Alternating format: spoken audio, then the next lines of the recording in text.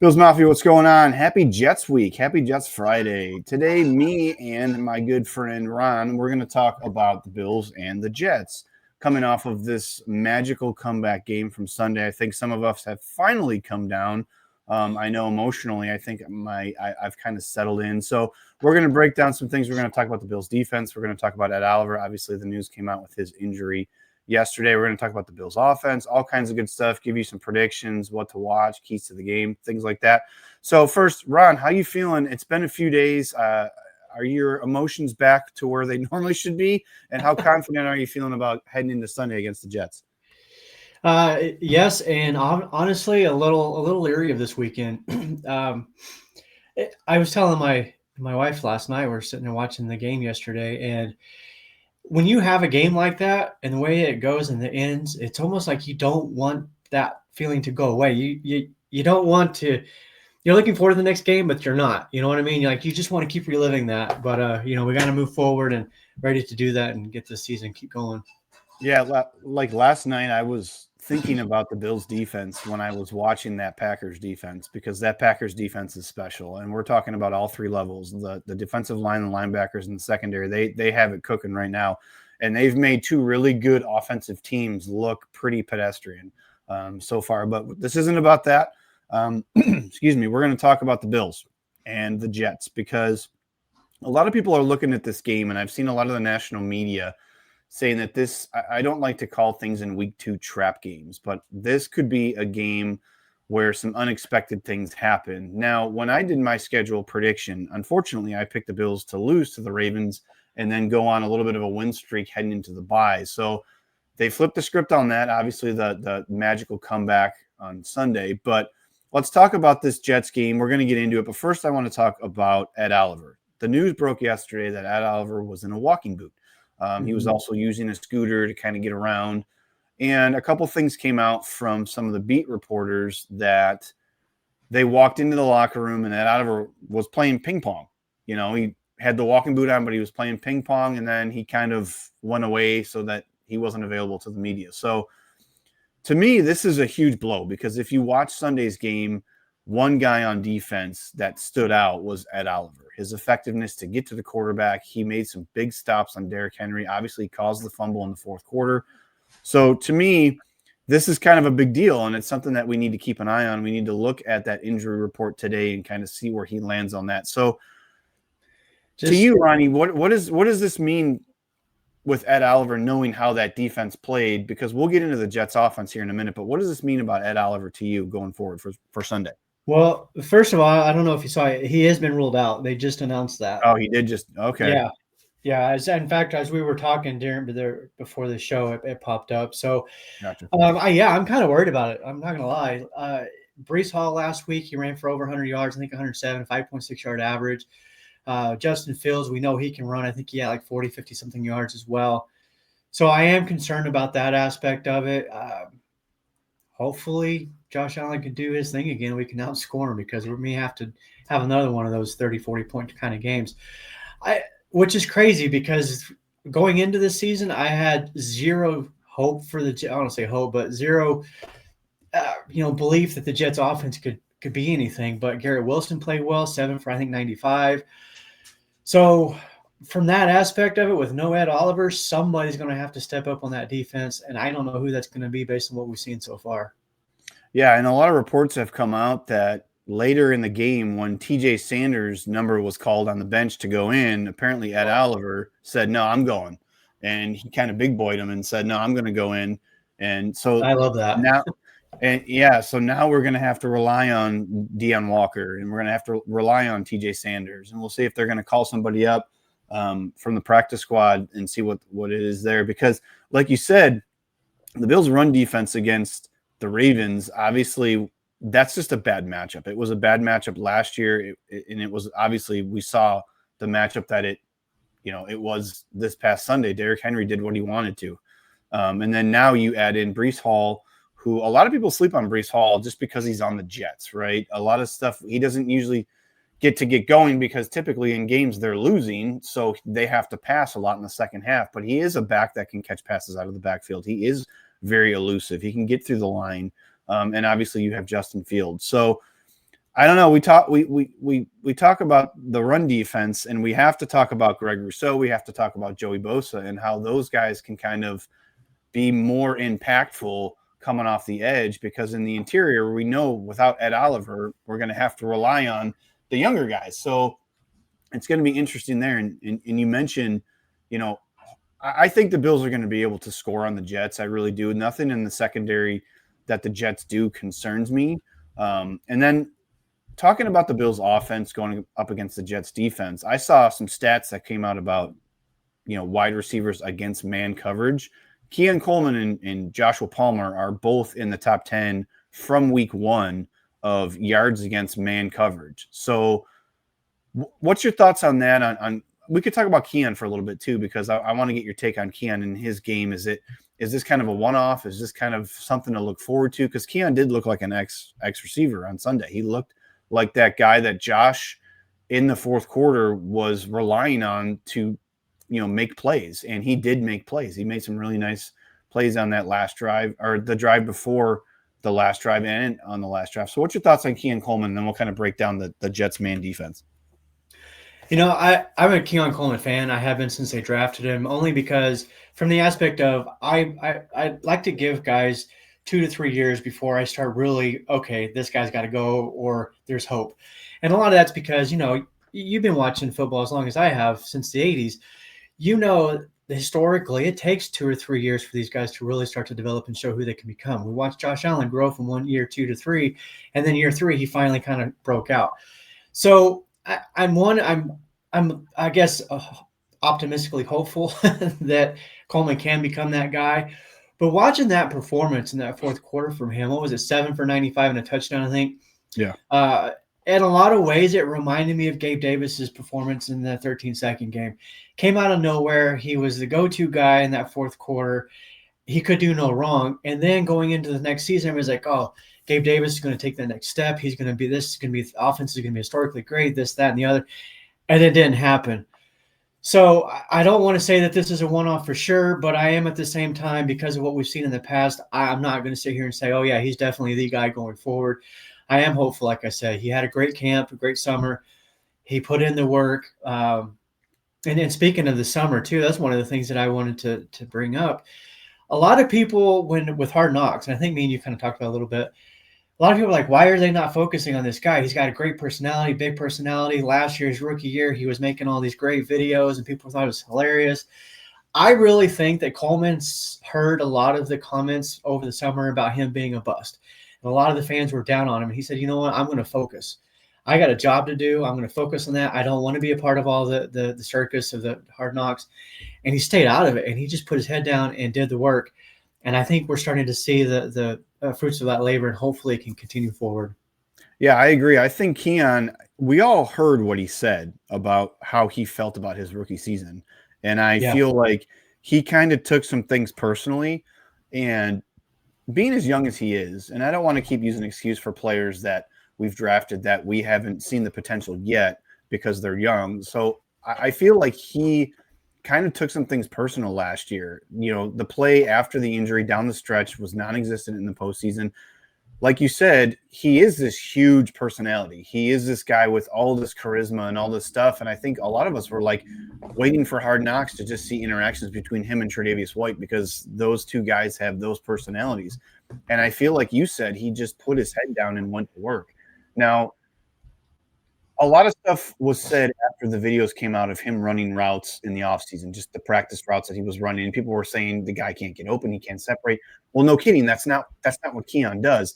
But I will say, if you go back and watch film of him one-on-one with Jair Alexander, like, he was making Jair Alexander look extremely slow. He was open a lot on all of those routes, and he was making moves to I believe, build that confidence with Josh Allen as we're going along. Okay, I can go to Keon, I can look to Keon, I can look to Keon. So it's going to be nice to see how if this continues, if this is a trend. Now, obviously, he's not going to go for $112 every week. That'd be great, if he could do that. But we'll have to see what happens. For me, what I want from Keon Coleman is I want those moments where you can say, there's Keon Coleman, in the red zone, those contested catches. Exactly. beating physical DBs downfield. That's what I want to see from Keon Coleman. Because the next guy that I want to talk about is a guy that we were sold on all offseason after the Bills signed him, in Joshua Palmer. He's a guy that can get open. He's not gonna blow past you. He's not just gonna burn you, but he finds a way to separate. With whatever he does off the line, he's gonna find a way to get open. So how nice was it to see that Josh was able to trust him on that big play when it was 40-38 and the Bills were driving to get that game-winning field goal. He hit that big pass down the sideline. One of the most beautiful thrown balls I think I've seen from Josh. Yeah. You couldn't have asked for better placement. He made the catch. It looks super reliable. So what's your thoughts on Joshua Palmer, and kind of like where do you see this as a launching point for him going forward? I think it's a great step for the Bills offense as a whole. We watched all last season, and all the talk and conversation was the Bills outside wide receivers. That fourth quarter, I don't know if anybody other than Coleman and Palmer were catching passes. Like he was targeting those outside receivers, and they were getting open and making plays.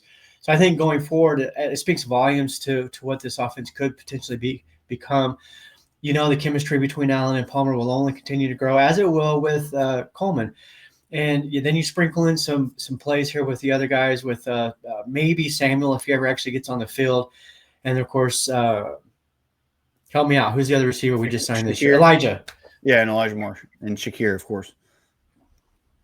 Yeah, I mean, a lot of people were concerned about the wide receiver room after seeing. Now, I'm not saying that Josh Allen's going to throw for 250 yards in the fourth quarter every game, and it seemingly became just super easy when we know the last two games the Bills played the Ravens. It seemed like it was extremely hard for the Bills to do anything offensively, especially passing, because of how they stack the box, because of the zone man switch offs that they do in the secondary. So it was nice to see that Josh was able to progress even more, if that's even possible for a guy like Josh Allen.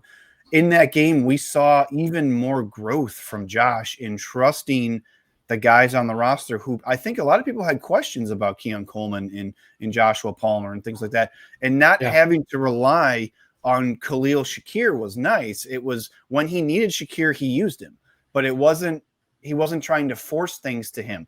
Because if you watch the first half of that game, I think we can all agree that the bubble screens and the stuff behind the line of scrimmage just wasn't going to work against the Ravens. What the Bills did last year, a lot of that stuff worked against teams that weren't as talented as the Baltimore Ravens. So they went away from that. It looks like that drive at the end of the second quarter when Josh got him into field goal position, it looked like that was kind of the turning point for Josh being able to see what he wanted to see in that secondary. So that was, that drive too. And not a lot of people are talking about the drive at the end of the first half. You had 30 seconds and they had to get 50 yards to get into field goal range. And they were able to get those two plays, the nice catch by Kincaid on the sidelines. So, and that's another guy too. I didn't have Kincaid in our notes, but how refreshing was it to see on that opening drive that Josh Allen, you can tell, heard everything in the offseason and said, you know what, I still trust Dalton Kincaid, and I know that he's a playmaker, and I'm going to be able to just throw this ball in there. And Josh threw that ball, I don't want to say with anger, but he threw that ball with a purpose. I think when I watched the film, I went back and slowed it down. I think from the time the ball was snapped to the actual catch was about 3.5 seconds. And that includes Josh dropping back and throwing the ball. So how good was it for you to see Kincaid get involved early? And he did make some plays later in the game, throughout the game. So how good was it to see him get involved, and kind of what's your expectations for him going forward? Obviously it's good to see him getting involved. When he was drafted being a first-round pick, I think the fan base expects more out of him. They want him to be a Travis Kelce, or a prime Travis Kelce, not the guy we saw this year. But I don't know that that's really necessarily his game. I think he's going to be more of he's there when you need him kind of thing. And I think as the team continues to target the outside guys, and as Palmer and Coleman can prove that they can beat guys and get open downfield, that's going to start to open things up more for Kincaid and Shakir underneath. So, if Kincaid comes out and has, 50 catches, 700-800 yards, maybe 5-6 touchdowns, I think that's a successful season. Because if he does that, that's really, I think, kind of opens up the whole passing game for a lot of the guys. But I think that the key to that passing game, it really is those outside receivers. If they can start beating guys, man, the sky's the limit for this offense. Yeah, I agree. So let's talk about the Bills offense a little bit. And now it's just week one, and I don't want to overreact, but from things we saw from the receivers, I think the first quarter, I think we were like, oh man, no one is getting open. Even into the second quarter, nobody's getting open. But then things changed in the fourth quarter. Obviously, that comes with play calling and things like that, and Josh being able to be confident in those guys. The Bills offense from last year, we saw a lot of nobody's getting open against the Chiefs. Nobody's getting open. You know, they went out and got Amari Cooper because nobody was getting open. So this Bills offense, I mean, it's just week one, but how do you feel like going into the rest of the season, knowing what we saw against a well-oiled machine in the Baltimore Ravens, an extremely talented defense in the Ravens? What's your thoughts about this offense compared to last year? I think they leveled up. Another year for the offensive line together, all the same starters. 4 of the 5 on that offensive line been together for 3 consecutive years now, this being the 3rd year. So that's huge. Allen, his cerebral part of the game is leveling up. I don't see any defense in the league, honestly, that's going to be able to stop them. Maybe slow them down. Like you mentioned a while ago, the Packers defense looks great. I think, and that matchup could be very interesting. But even still, the Bills have faced Micah Parsons before, and he did nothing. Yeah. So I don't know. I think the sky's the limit for this offense. What they did last year was historic, and I think they can do better than that this year. And I hate to say this, but if the defense continues to play that way, they're going to have to. Right. Let's talk about the run game for a minute, because obviously, again, I'll preface this by saying it's the Baltimore Ravens, and I believe when you start the season, I do believe that defenses tend to start a little bit better. Now, obviously, that game was 41-40, so I don't want to talk too much about defense because I think both defenses kind of took a hit in this game. But it is the Baltimore Ravens, and they have been known to play that just a ridiculous style of football, and they're always going to be a top 5, defensive team. So I don't want to freak out too much, but it just seemed like the Bills' run offense just could not get anything going. It seemed like everything was tough for James Cook. The couple carries that Ray Davis had seemed like it was tough. So what's your thoughts on this Bills run defense? Is it just week one because we know how much Joe Brady loves to run the ball, and the Bills like to have that control style offense. So is this a concern? Do you think it's just something, it was a week one thing, we just kind of have to see how it goes? Or what's your thoughts there on the Bills run offense? I think it's just a week one deal. I think the Ravens came in with no respect for the Bills passing game and the receivers.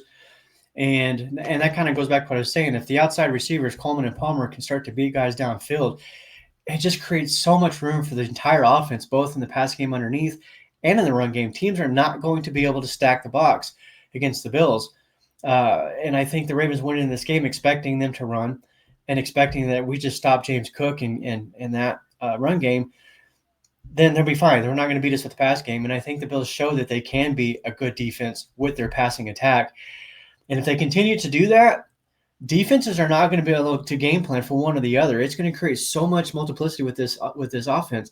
Defenses are going to struggle. They're like, okay, do we bring a Micah Parsons and try to get pressure and blitz Josh Allen? Probably not a good idea, because he's one of the best in the league against pressure. He gets outside of the pocket and he's going to beat you with his legs or his arm down the field. Do we step back and pass coverage? No, because then they're going to hand it off to James. There's just so many things that the Bills can do now. Again, it's week one. So we're really going to start to see, I think, in week 2, 3, or 4, is this what we are? Is this who we are? And to that, I also want to throw in with the defense. I don't think what we're going to see over the next few weeks is what this defense is going to be at the end of the year. I mentioned it in our team chat the other day. You got 3 rookies that play significant snaps in this game. They're going to get better. You've got multiple injuries, Tre'Davious White, Maxwell Hairston. They're going to be back eventually.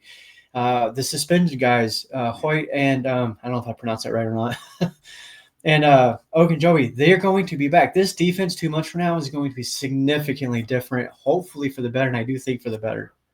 Yeah, I agree too. So let's kind of look at what the Jets are going to do offensively, because we talked about Breece Hall. We talked about Justin Fields. Both had decent games against the Pittsburgh Steelers. Now, say what you want about the Steelers defense. I think it's still also kind of like the Bills. It's a work in progress. Lots of different parts there. So besides Garrett Wilson, I think the Bills will be okay. Now, Garrett Wilson's a tall task. Don't get me wrong, but I think the Bills will be okay being able to cover their skill position players. There's not a lot of fear that I see out of that Jets offense other than Justin Fields and Breece Hall coming out of the backfield. So what's your thoughts there on the Bills secondary? I watched film on the safeties first and foremost because I'm a little concerned about Taylor Rapp. Took some really bad angles a lot of the game. Now, a lot of bad angles on Derrick Henry. I mean, I think there's business decisions being made there. When Derrick Henry's running full speed down the sideline, I'm sure a lot of guys wouldn't. But still, your job as a defender, as the safety, is that last line of defense. You've got to make a business decision and try to make a tackle there, or at least stop him enough for somebody else to rally and make a tackle. So is there anything else on this Jets offense that you're concerned about with the Bills? Obviously, 𝐬𝐿 not playing is huge. He was the Bills' best defensive player and by a large stretch on Sunday. So what's your thoughts there? Kind of give me a little bit of a rundown, on the Jets offense against this Bills defense. Yeah, I mean, I mentioned it at the beginning of the show. Justin Fields ran for, I think it was 48 yards, and he had a touchdown through the air. He was 16 of 22. I think it's the most accurate game he's ever had in his career. Garrett Wilson, 7 for 95. They've got some weapons, and they put up 32 points on the Steelers. Now, we don't know how good the Steelers defense is. Historically, they've always been pretty good, but, it's week one, so I'm not sure what to expect from that angle. But I think Fields' running ability is probably the one thing that scares me the most because it does kind of create them a very similar style or type of offense is what we just saw. And right. Breece Hall can run the ball. Braylon Allen's a good runner too. They've got a good 1-2 punch there. Then you throw in Justin Fields running. Fields isn't as big or powerful as, and certainly he's not as good a thrower. He's not a Lamar Jackson is what I'm getting to. But he can still beat the defense. And I don't know. I do think that the Bills front four probably feels a little bit embarrassed, as they should. I think they do come out and they play a little bit better.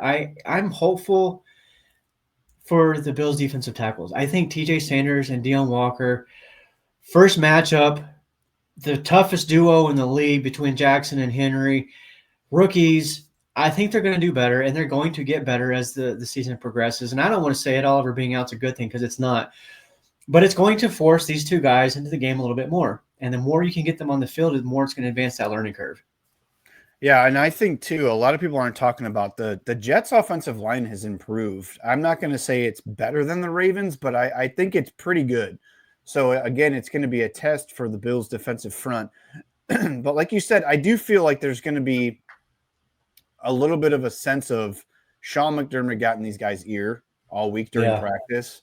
And I feel like there's going to be a little bit of an aggression factor because the Bills' defensive line just was not physical. Besides 𝐬𝐿 and a couple sprinkle plays here and there from Joey Bosa, the Bills' defensive line was not physical. And Sean McDermott's style of football is to be physical on the defensive line and on the offensive line. So it's going to be really interesting to see how that, especially without 𝐬𝐿, who steps up and just has to make consistent plays. Because like you said, there was times in the game on Sunday against the Ravens when TJ Sanders and Deion Walker were in there, and it was the big chunk plays to Derrick Henry. So to me, what's going to help the defensive line also in this defense overall is we need better linebacker play. Matt Milano and Terrell Bernard took horrible angles all night. I don't know if it was just because of the defensive line and there just wasn't gaps where they were expecting there to be gaps or whatever it was.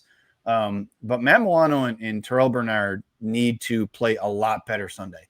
And it's not necessarily in coverage. It's more against the run. It's that support against the run. So hopefully, Matt Milano, from everything we saw all off season and training camp and preseason, looked like he was turning somewhat back into the old Matt Milano. And I've always said 75% of Matt Milano is better than a lot of linebackers in the NFL. So if you can get him close to 100%, that's going to be a win for the Bills on Sunday. So All right, let's talk about keys to the game. So you could go either offense, defense, however you want to spin it. What do you think the keys to the game are for the Bills to come out here with a win in MetLife?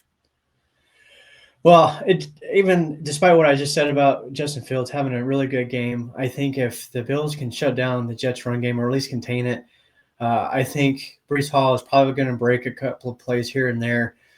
I don't see him doing what Derrick Henry did, but if they can kind of corral him a little bit and force the Jets to have to go to the air a little bit more often, I think they can get Fields to make a mistake or two and probably get some of those turnovers that, that's the one thing with McDermott's defense is that despite and I hate this term, it's so cliche, but the bend but don't break philosophy drives me nuts. But that's how they've always been. Yeah. And they can get those turnovers. So I think that's kind of the key. If they can get some turnovers, force Fields into some mistakes, get up by a couple of scores and force them into the air, then I think we'll be fine. Yeah, to me, and I said this, so Sunday, if you look at the box score and you just look at the score 41-40, right? There was no defense. There was no, everybody was just scoring at will. But then if you break it down, the Bills won the turnover battle. They had one, the Ravens had none. That was a huge factor in that game. What happened in the divisional round? The Ravens had 2 turnovers. The Bills had none. So to me, the key to the game here, I have 2. Start fast like you did against the Ravens on offense. So you have to score. You can't play this game where there's no sense of urgency because you have to keep your defense.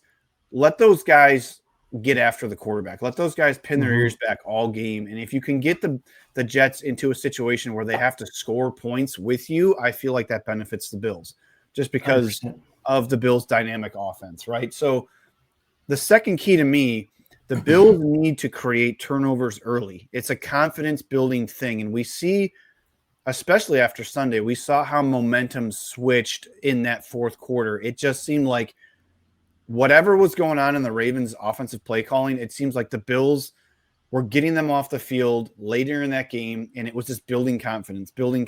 And then you saw the turnover, and then you couldn't feel the tension of the confidence was just building with the Bills. You can tell it's going to happen. It's going to happen. So to me, they got to score early. They got to start being able to put the game where they're up so they can run the ball. So it's okay if they go 3 and out, but they have a lead. They've run the ball. They tried. Next offensive series, try more things running the ball because we know that's what the Bills want to do. They want to control the clock, keep the Jets offense off the field. And again, we need turnovers on defense. We need turnovers and we need better linebacking play. To me, that's going to be a huge part of this game. So, all right, players to watch. So on the Bills, who do you have either offense, defense, special teams? Who are your players to watch in this game and why? Well, I'll start with the offensive side. I think, again, we're going to go to Keon Coleman. If they can get him rolling, get him going early, him and Palmer for that matter. Again, going back to the outside receivers, if they can hit them on a couple of big plays, that's going to really open up the offense as a whole. So I'm looking for Coleman to kind of continue. I'm not expecting 7 for 95 in the fourth quarter, but maybe we can get 7 for 95 throughout the course of the game, and it's still a great game, right? Yeah.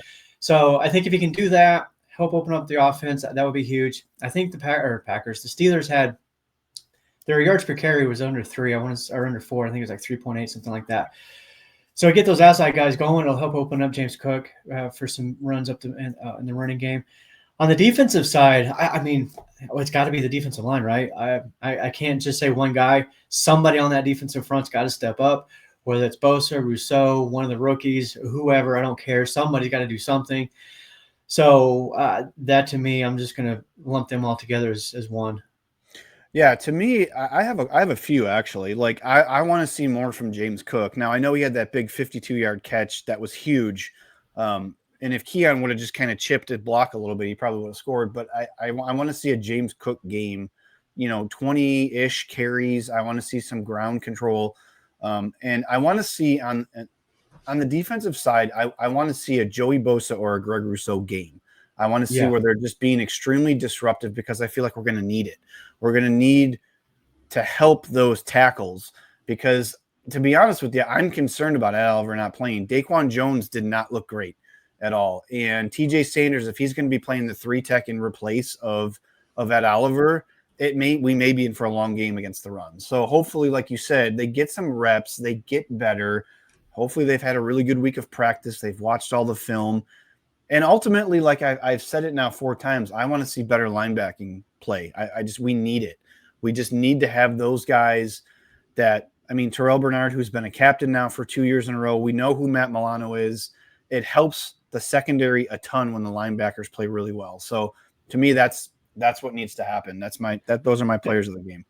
Let me ask you really quick. Yeah. As far as you brought up the linebacker play and the defensive front, the defense as a whole, how much of the preseason do you think played into this week 1? And they were not ready, and that was obvious.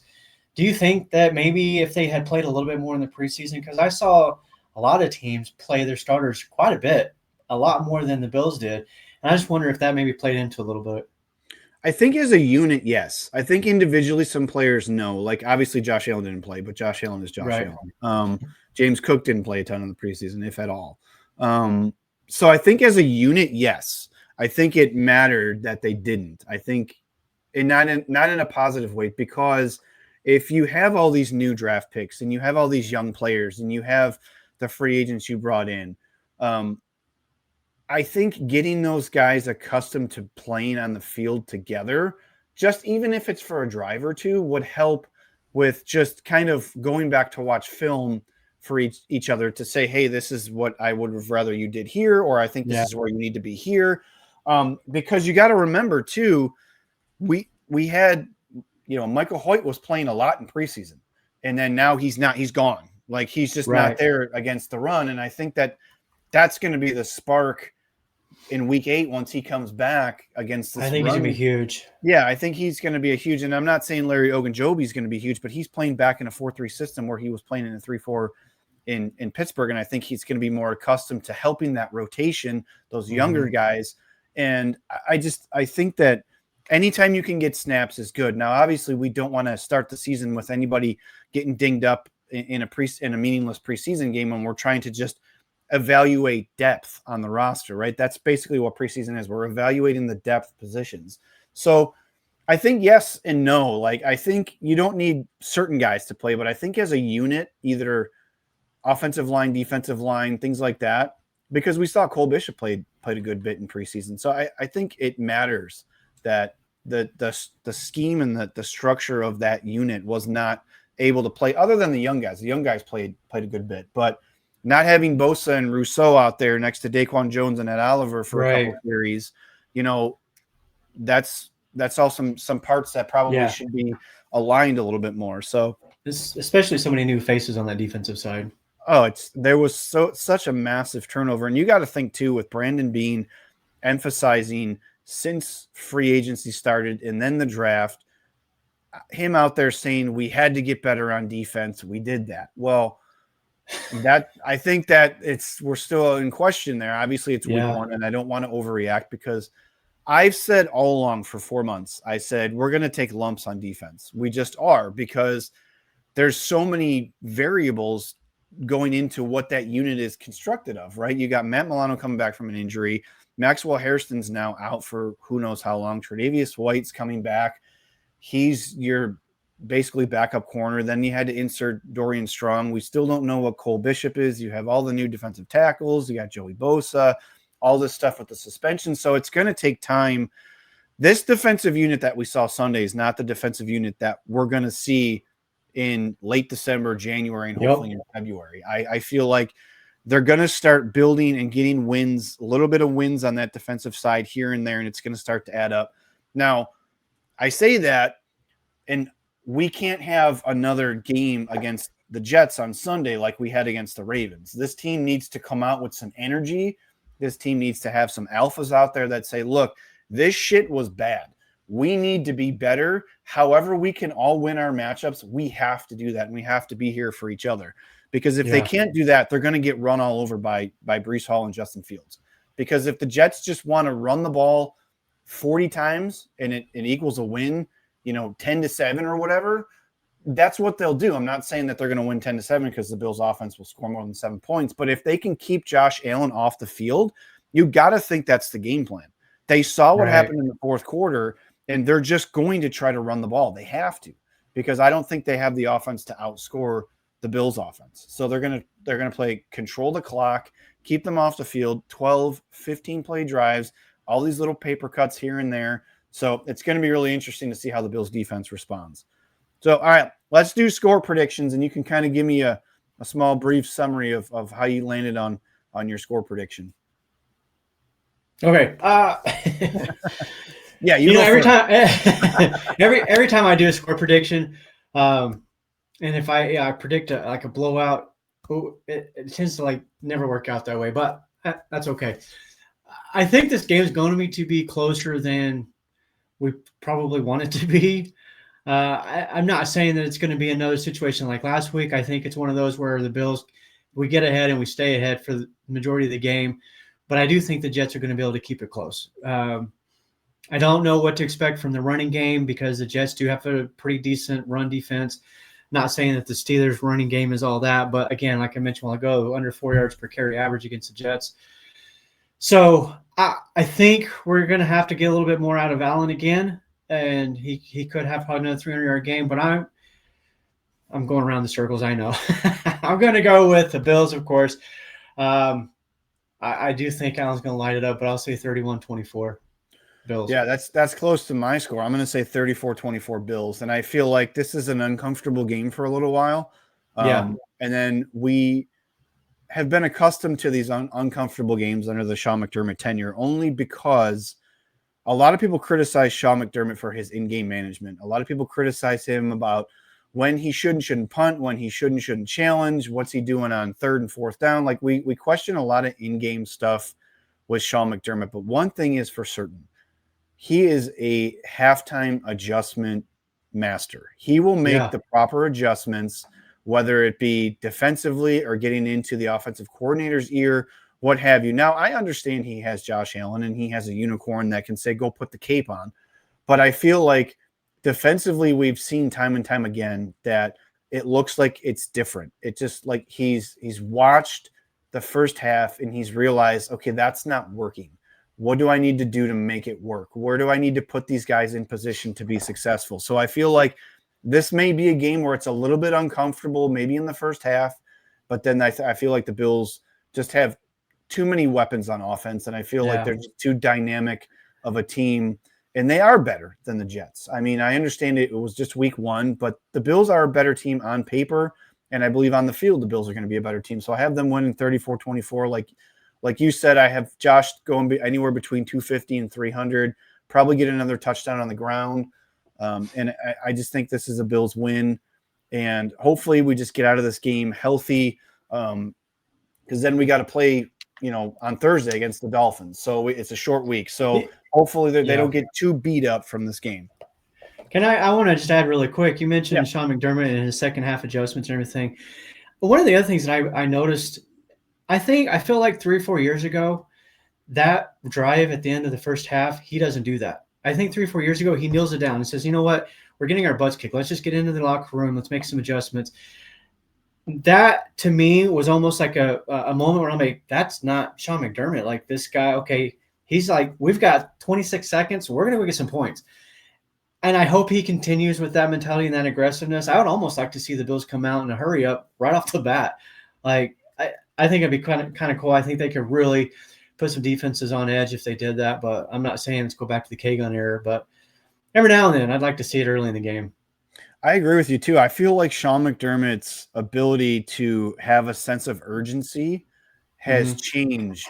Now, obviously, there's been all the talk about how the defense performs in the postseason, and I'm sure he's heard all of that. He'll say he hasn't. He doesn't listen to that. But Sean McDermott's become more of an aggressive head coach. I don't want him to be Dan Campbell. I don't want to go for it on 4th every single time when you're at your 28-yard line. Like, I don't want to be that. But I feel like that's a really good point that in situations where he's tended to be conservative, he's not being that conservative. Now, also, we mention every year it seems like Josh Allen is getting better, and I think it's been a couple years now probably, but I think he's also realized, I know who I have. Like, I know what he's capable of doing. Maybe we've only scored 10 points so far, but we need to get some points because we can't stop them on defense. So if we can get 3, that's going to be better than nothing. So Right. I do feel like I agree with you 100%. I feel like Sean McDermott has also progressed. We talk about Josh Allen progressing. We talk about, Joe Brady and the offense progressing. We have to look at Sean McDermott because I believe from year 1 to year 9, I believe he's done a lot of progression. A lot of people don't like some of the stuff that he does and how he doesn't give us information in press conferences, the defense, how they perform in the postseason. But if you break down what he does in game, he's gotten a lot better at in-game management. And like I said, the second half adjustments that he's made have been amazing the past couple seasons. So, all right, I'm going to leave it at there. I'm going to leave that right there. We both have the Bills winning. You have the Bills scoring 31. I have the Bills scoring 34. Hopefully, without Ed Oliver, the Bills defensively can figure out something, muster up some sort of pass rush, get the linebackers involved, and the Bills can come away with a win. Anything else, Ron, before we get out of here? No, I think we pretty much touched on all of it. Just hopefully it's a more relaxing game, but we'll see. Yeah. All right, for Ron, I'm Dave Myers. This is First and 5. As always, go Bills. Go.